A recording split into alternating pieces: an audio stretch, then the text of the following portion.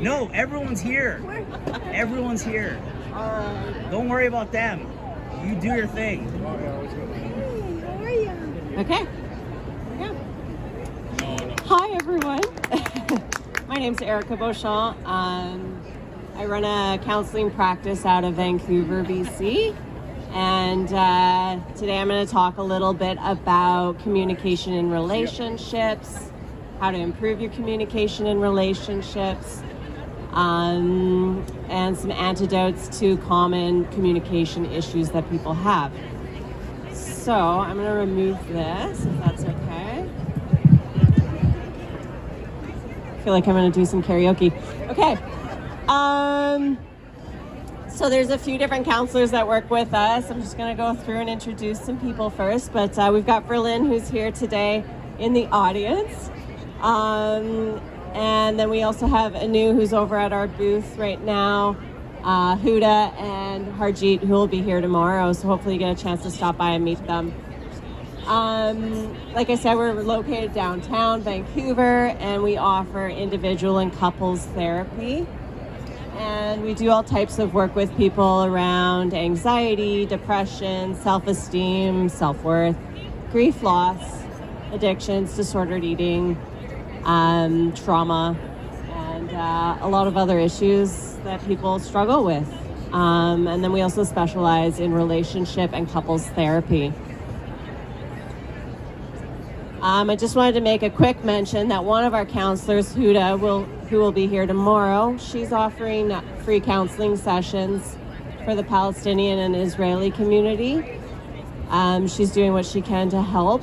And so if you know anybody that's interested in getting some support, feel free to reach out or come by our booth and let us know.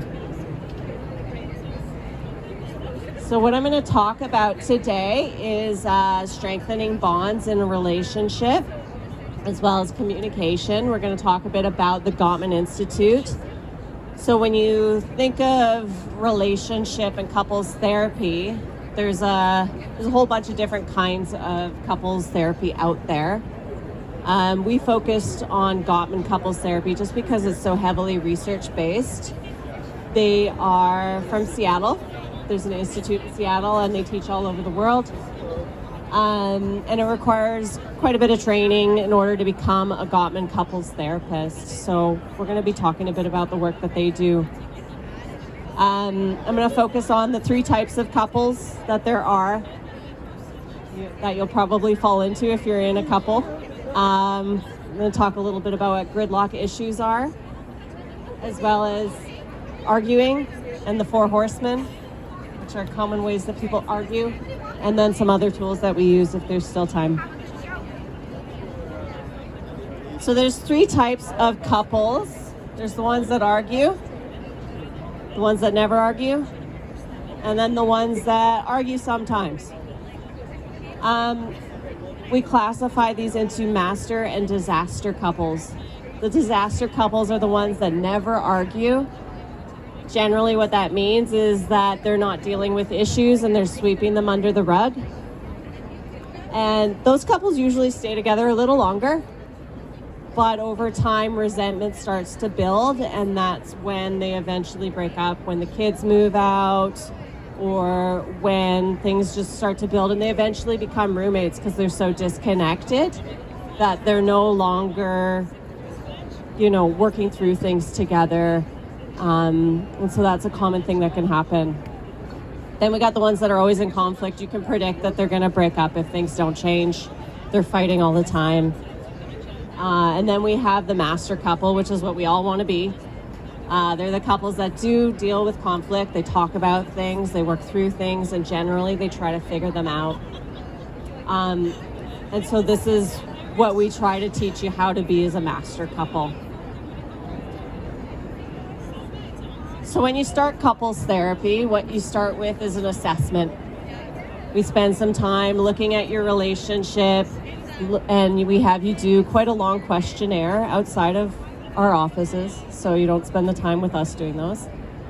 And what we do is get you to answer all these questions, and then it gives us some results that tells us what you're doing well in a relationship and what you need to improve on. And then we don't waste time working on the things that you're doing well. So it saves you time in the long run. It also tells us exactly which tools to teach you and how to help you with various issues. What the assessment also does is it tells you what your gridlock issues are, which are issues that you get stuck on, that they keep coming back and you can't seem to get past them. So it's good to know how to work through those. We got some great tools for that. Most couples have perpetual problems. Those are things like the chores that they argue about. They're perpetual in that you're never going to fully solve those problems. You might find some solutions that work for a while, which we can help you do, but they do tend to revolve around and come back again and become an issue again, and then you apply the tools and develop some sort of solution that's temporary. We teach you how to talk about stressors that are outside of your relationship, which is a very different way of discussing those things as opposed to talking about something about your relationship. So we try to teach you not to problem solve right away. How to deal with resentment, broken trust or commitment, which has become quite popular right now. Maybe it's a after COVID thing, but we're dealing with a lot of people going through affairs and betrayals. So that's also a focus of our work. So I'm going to talk a little bit about the 4 horsemen of the apocalypse. So basically, there are 4 ways of communicating that couples do that predict breakup. And if things don't change, they usually break up. So we've got criticism, defensiveness, contempt, and stonewalling. So for each of these, there's an antidote. But basically, so when we think of criticism, most people know what criticism is, but it's a global attack on your partner's character. It's usually punctuated with words like always or never. It tends to have a label like lazy, forgetful, or stupid, and it tends to be blaming. Basically, you can point your finger at the person and say this, right? Whatever it is that you're criticizing them about. When we criticize somebody, they generally get defensive, and then the defensive person counter-criticizes, and then that person gets defensive and they counter-criticize, and this is how an argument starts and builds. So it's good to learn the antidote so that you can prevent an argument from building and getting worse. So the antidote is a tool we call the Soften Startup. And this is a very simple explanation of it, but basically it's I feel, a feeling word, not I feel that you, because that's a you statement, but I feel a feeling word about, and you explain what's happening in objective terms. So like a reporter reporting the facts. And then I need is where you offer the solution to your partner. You don't try to get them to guess what you need, which a lot of people say, well, they should just know what I want, right? But then you're playing games and you're not necessarily helping your partner along here, and so it's good to offer them the solution so they know what to do and try to be specific. And you want to talk about what you do need, not what you don't need. So an example would be like, I feel overwhelmed with the kitchen being messy, and I really need some help cleaning it up when you have time. Not, why'd you leave such a mess? Right? That's a criticism. They're going to get defensive.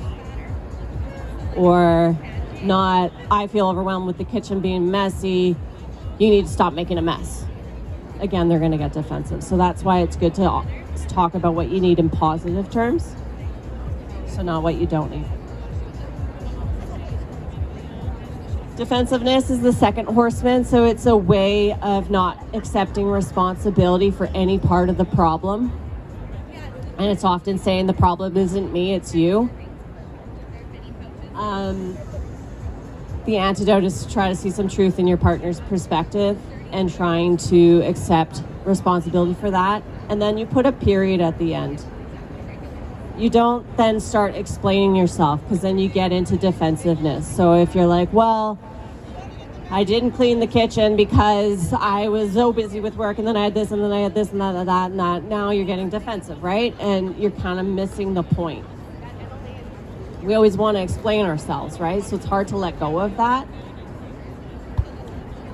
There's two types of defensiveness. So there's righteous indignation, which is the problem isn't me, it's you. Well, you didn't clean up the kitchen either. Or it's innocent victim, which sounds like, well, how was I supposed to know you wanted me to clean up the kitchen? I'm innocent here, right? Either way, when you do that, now you're criticizing, and your partner's then gonna get defensive. And, well, I didn't clean it up either because of this. Well, what do you want me to do about it? And that's how an argument builds, right?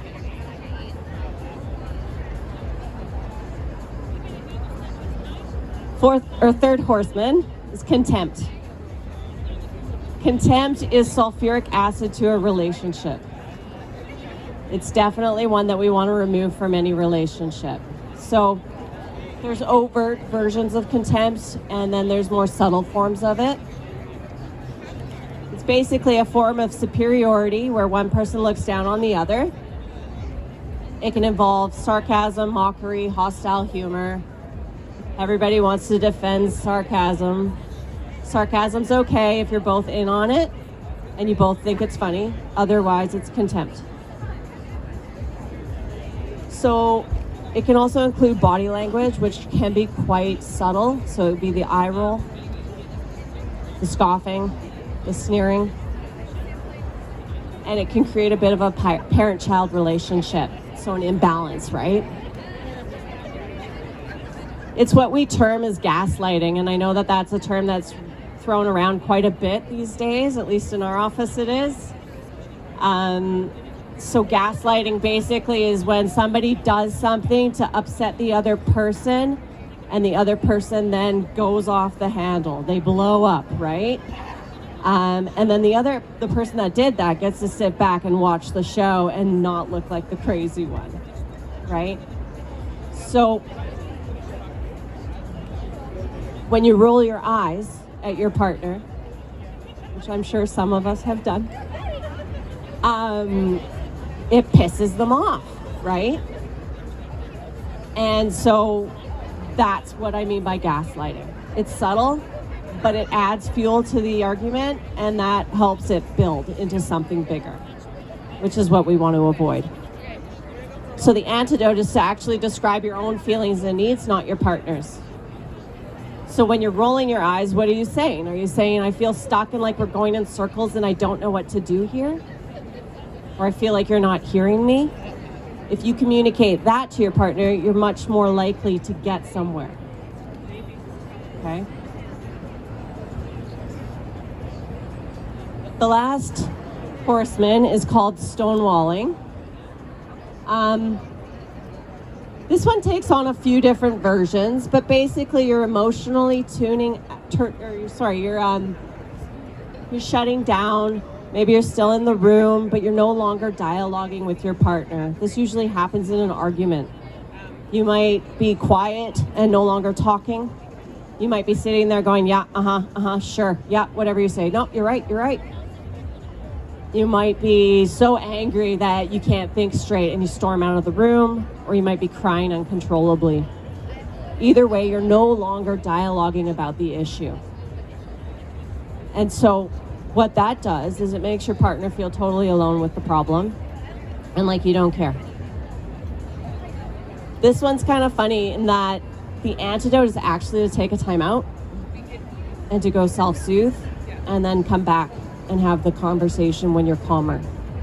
And so there's some reasons for that. And both partners have to understand those reasons, because otherwise the person taking the time out feels okay, but the person being left alone with the problem feels like they're alone again with the problem, right? So what can happen in an argument is somebody can become so overwhelmed that they become emotionally flooded. They start to go into what we call diffuse physiological arousal. So they go into fight or flight, basically. Their heart rate increases, Their pupils dilate to take in more information. Their hands and feet might get sweaty. They get heart palpitations. Heart rate usually goes somewhere around 100 beats per minute or more, which is why we have heart monitors in our office in case this happens in a session. When this happens, adrenaline starts pumping through your body, okay? And you start to get tunnel vision and you can't focus. Your body is literally starting to hijack your brain, and you can no longer be rational, and you can no longer engage in a proper conversation with your partner. This is really good to happen when you get cut off in traffic. It slows down time. It allows you to get your car out of the way. It might even make you stronger. Really great back in ancestral days when you had a tiger running at you, they say, and you had to fight this tiger or run from it. Because you can grip your spear, you can grip the ground, you've got adrenaline, you're stronger and so on, but not great when you're in the middle of an argument with your partner. So the worst thing you can do when somebody gets flooded is trying to continue talking to them, because you'll make them more flooded and more flooded, right? And this is when somebody's flooded, that's when they do and say things they don't mean. If you have a propensity to violence, this is when people are violent. It is when people say, well, why don't we just break up then? Or it's when they call you a very obscene name, okay? The best thing to do is to take that time out and go self-soothe. So that might look like going and doing a meditation for 20 minutes. It takes about 20 to 30 minutes for your heart rate to come down in order to be able to engage in a productive conversation again. It might look like going and have a shower, going for a walk, doing anything that distracts you. I don't care if you go on TikTok for a half hour, something that distracts your brain from the argument. If you go away for that 30 minutes and ruminate about it and think about it and think about it and think about it and come up with all your arguments that you're going to come back with, you're still flooded when you come back. So that's not going to be helpful. So if this happens in a counseling session, we actually stop what we're doing and we put on the heart monitors. We show you physically that you're flooded or that your partner's flooded, and we teach you to self-soothe in that moment for about 20 minutes. Maybe a little less, because we want to cheat that a little bit and bring you back down so we can get back into what we were doing. But that's just because otherwise it's not productive to keep talking and keep trying to work on something if somebody's not able to listen. Okay.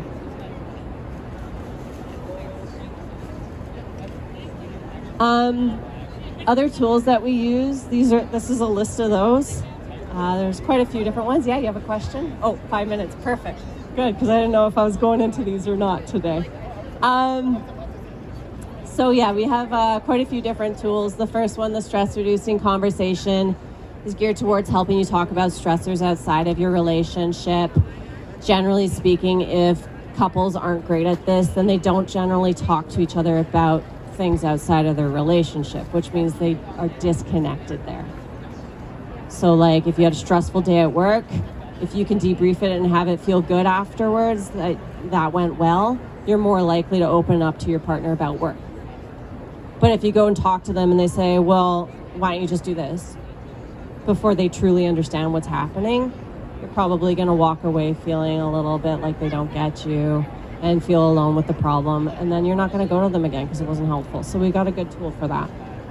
Aftermath of the fight or regrettable incident is just that. It's a tool to help you process an argument that you've had, whether it be way in the past or recent. Often it's between sessions.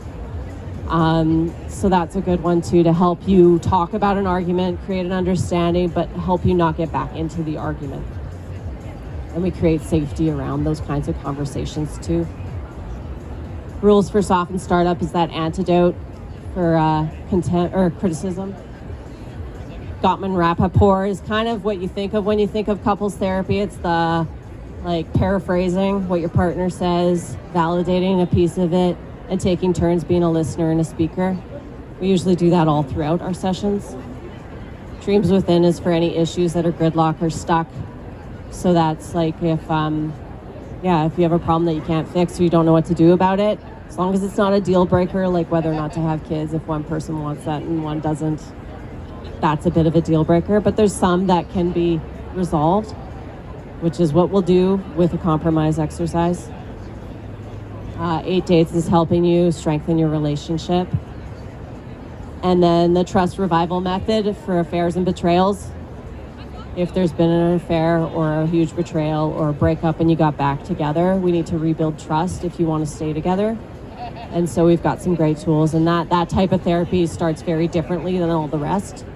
But it is something we're seeing a lot of lately, and have had lots of success with people in rebuilding their relationship. So.